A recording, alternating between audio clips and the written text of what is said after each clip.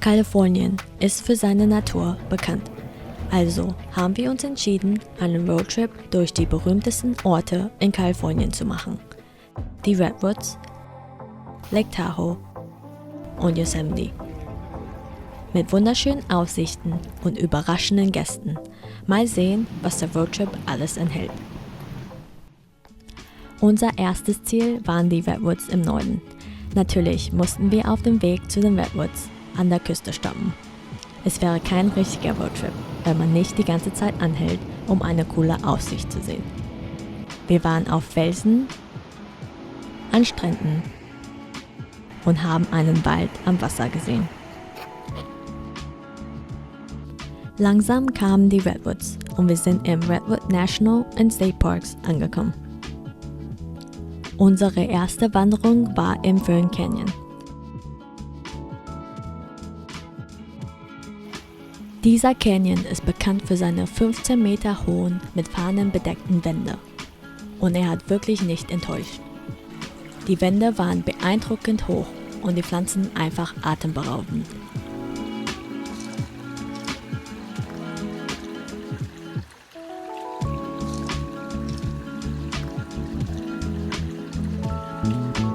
Es ist nur eine kurze Wanderung, bis man den Canyon erreicht. Und wenn du dort ankommst, sei dir bewusst, dass es dort Wasser gibt.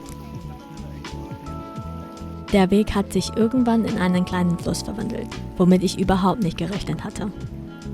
Ich habe zuerst versucht, auf Steinen zu balancieren, aber kam nicht weiter. Mein Freund hat mich dann überzeugt, meine Schuhe auszuziehen.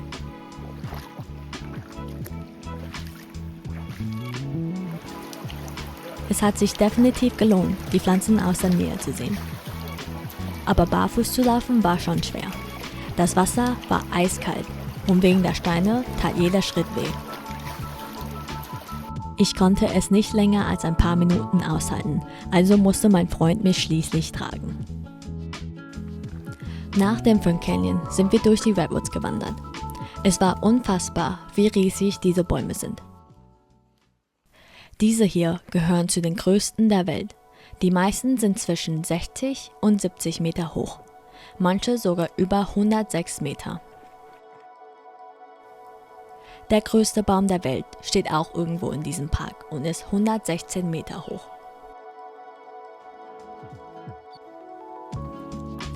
Auf dem Weg mussten wir auch durch gefallene Bäume gehen und da wurde einem erst richtig bewusst, wie gigantisch sie sind. Einige Bäume wurden sogar wie Tore aufgestellt, durch die man hindurchgehen konnte. Das war richtig cool.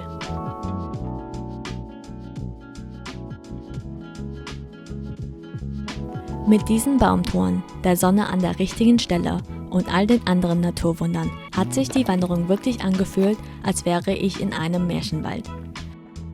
Schade, dass wir nicht länger dort bleiben konnten. Unser nächstes Ziel nach den Redwoods war Lake Tahoe und nach einer 7-stündigen Fahrt sind wir angekommen. Am ersten Tag sind wir an verschiedenen Stellen rund um den See spaziert und haben richtig schöne Orte entdeckt.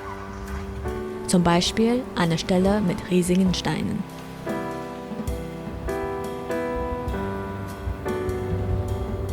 Wir haben auch einen kleinen Hafen gefunden, wo man perfekt sehen konnte, wie klar das Wasser ist. Man konnte jeden Stein auf dem Grund erkennen. Lake Tahoe war definitiv etwas Besonderes. Später haben wir einen Strand gefunden, um ins Wasser zu gehen. Das war einer der schönsten Strände, die ich je gesehen habe. Und ich war besonders glücklich, dass es dort statt Sand kleine Steine gab. Ich bin nur mit den Füßen ins Wasser gegangen, weil es ziemlich kalt war. Aber meinem Freund war das egal und er ist sofort reingesprungen.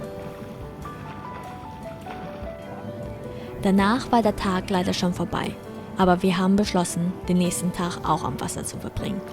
Und am Ende sind wir Kajak gefahren. Weil wir mitten auf dem See waren und ich Angst hatte, mein Handy ins Wasser fallen zu lassen, habe ich nichts gefilmt.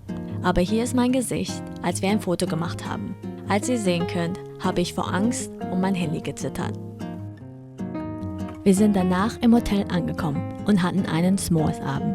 Wenn ihr nicht wisst, was das ist, ein S'more ist ein Dessert, das man traditionell beim Camping macht. Man röstet ein Marshmallow über dem Feuer und legt es dann zwischen ein Stück Schokolade und 2 Kekse. Und voilà, du hast einen S'more. Eine der besten Erfindungen überhaupt. An diesem Abend hatten wir dann auch unsere ersten Überraschungsgäste. Sie waren wirklich das i-Tüpfelchen auf einem perfekten Tag.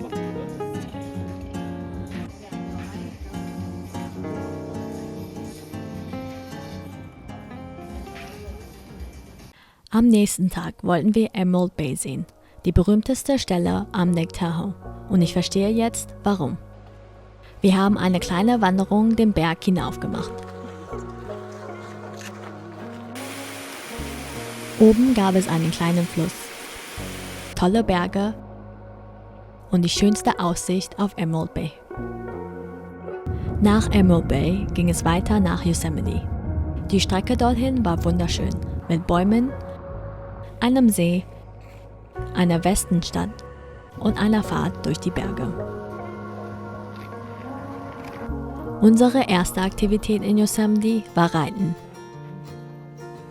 Ich war noch nie zuvor reiten, also war ich richtig aufgeregt. Ich dachte, es würde relativ einfach sein, wenn das Pferd langsam geht. Aber da lag ich falsch. Es war richtig anstrengend und ich hatte ständig Angst, herunterzufallen, besonders auf den schmalen Wegen oder als wir durchs Wasser ritten. Ich hatte solche Angst, dass ich die Zügel die ganze Zeit mit beiden Händen festgehalten habe.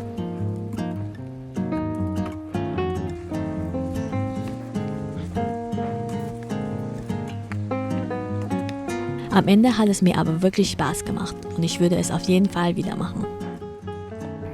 Nachdem wir uns von den Pferden verabschiedet hatten, war es wieder Zeit, ins Auto zu steigen und unsere erste Wanderung in Yosemite zu machen, beim Half Dome.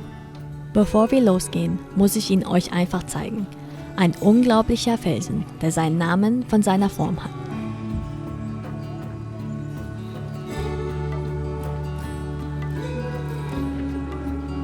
Ich konnte gar nicht aufhören, den Half Dome zu filmen.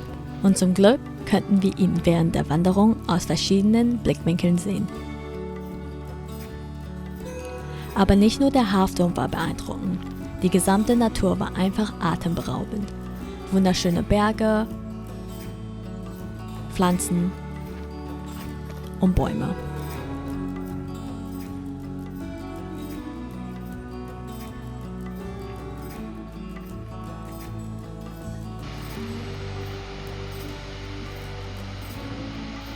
Am Ende der Wanderung gab es sogar einen Bach.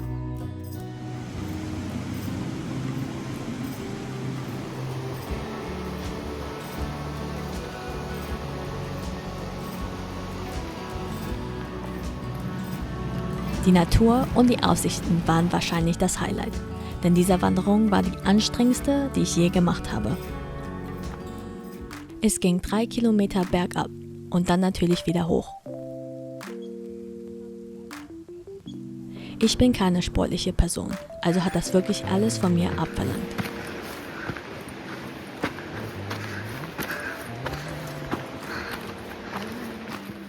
Ich war überhaupt nicht vorbereitet auf die vielen Steine.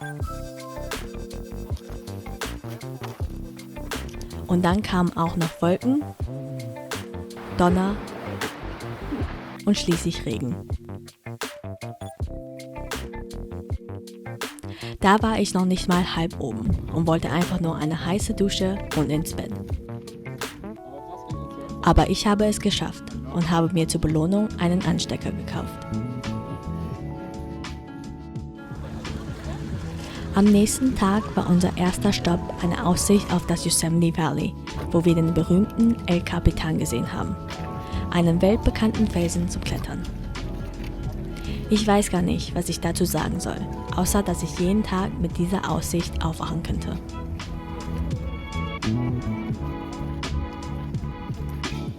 Nach dem Tag zuvor konnte ich keine große Wanderung mehr machen, also haben wir eine kleine oder eher einen Spaziergang durchs Valley gemacht.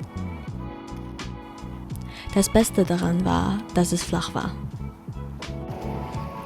Große, ebene Wege und breite Holzbrücken führten uns durch die Landschaft.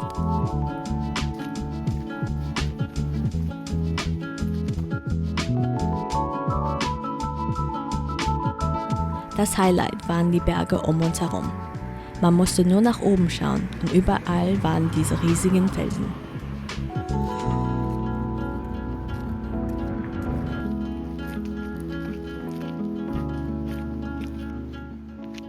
Am Ende des Weges sind wir durch ein offenes Feld gelaufen, wo man die Berge besonders gut sehen konnte.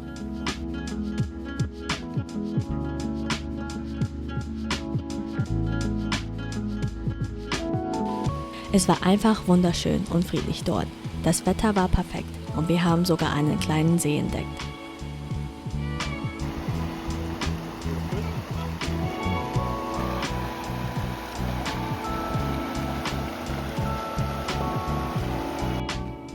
Aber natürlich wollten wir den Park nicht verlassen, ohne noch ein letztes Abenteuer.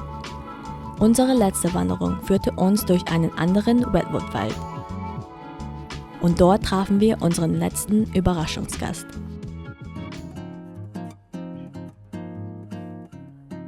Zuerst war ich ganz aufgeregt, einen Bären zu sehen, bis mir klar wurde, dass da wirklich ein Bär stand. Wir sind keine Sekunde länger geblieben. Zum Glück haben wir die Straße gefunden und sind zurückgelaufen. Das war leider das Ende unseres Roadtrips. Es war viel Fahren und Wandern. 2 Dinge, die ich nicht oft mache. Aber es hat sich total gelohnt, all diese Natur zu erleben und unsere tierischen Begegnungen zu haben. Zum Schluss, hier sind noch die Rehe, die ich auf dem Parkplatz gesehen habe, bevor wir wieder nach Hause gefahren sind.